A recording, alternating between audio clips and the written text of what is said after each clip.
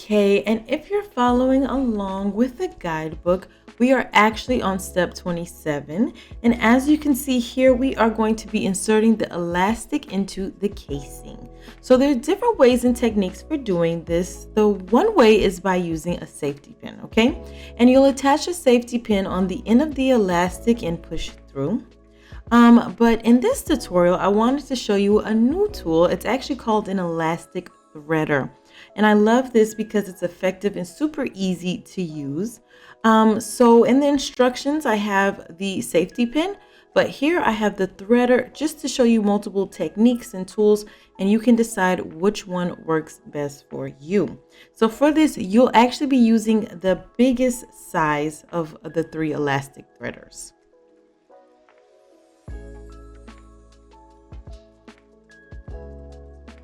And for a little bit more information about the elastic threader, so this is the one that's available in the shops here in Paris, in the sewing shops. So this is the one that I have. The price is €5.60, not bad at all. The brand is Bouin France. If I mispronounced it, please forgive me. My French is not the best. But as you can see here, they do have shipping worldwide, which is nice.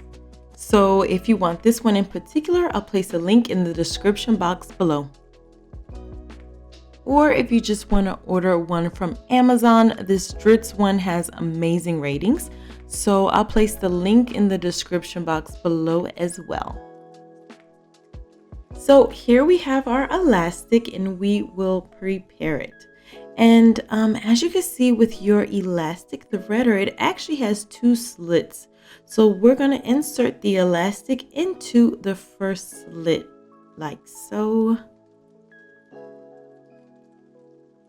Okay, and then you're going to pull it and you'll take this piece and insert it back into the second slit.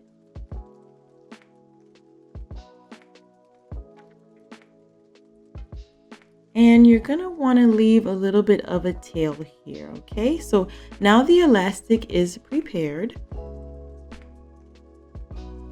Now take your jumpsuit, and what you will do is you will also take your elastic and you will insert it inside of the casing tunnel. So for this, what you will do is you will push it through and pull, push and pull.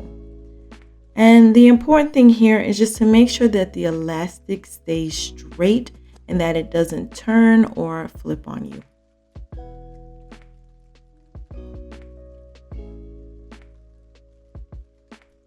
Okay, and I'm going to speed it up here just a bit, but basically all you're doing is taking that elastic with the elastic threader and you're pushing it through that casing tunnel. So you're pushing it and then you're pulling the fabric over.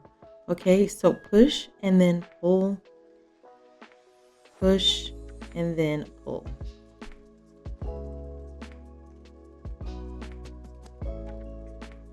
Okay, so it looks like we have made it back around. And it can be very tricky because you want to make sure that you don't lose your ends, okay? So the last step is going to be to take both ends, to overlap them and sew them together. So overlap them and you just do a stitch back and forth here just to sew them together, okay? Overlap and stitch. So what we'll do is we'll get our pins so that way we can pin it in place and then we will go and sew it.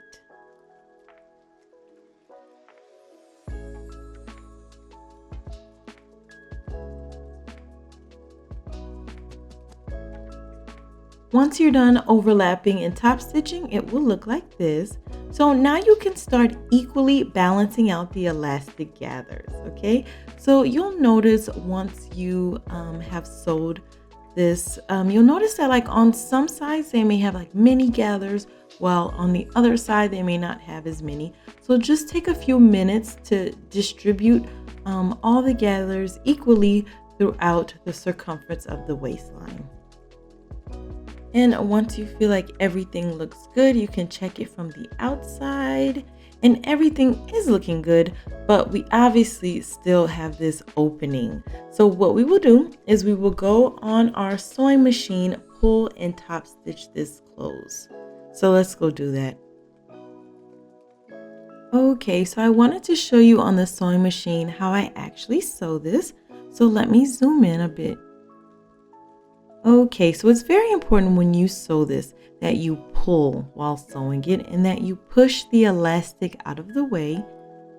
And basically, we're just gonna sew on the edge like we did before.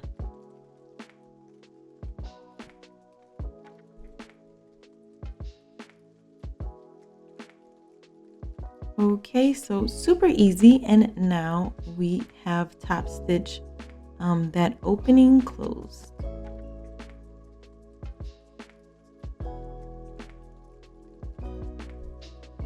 So once we're done sewing, it will look like this. And once the top stitch and everything is sewn, you can properly evenly distribute the elastic gathers.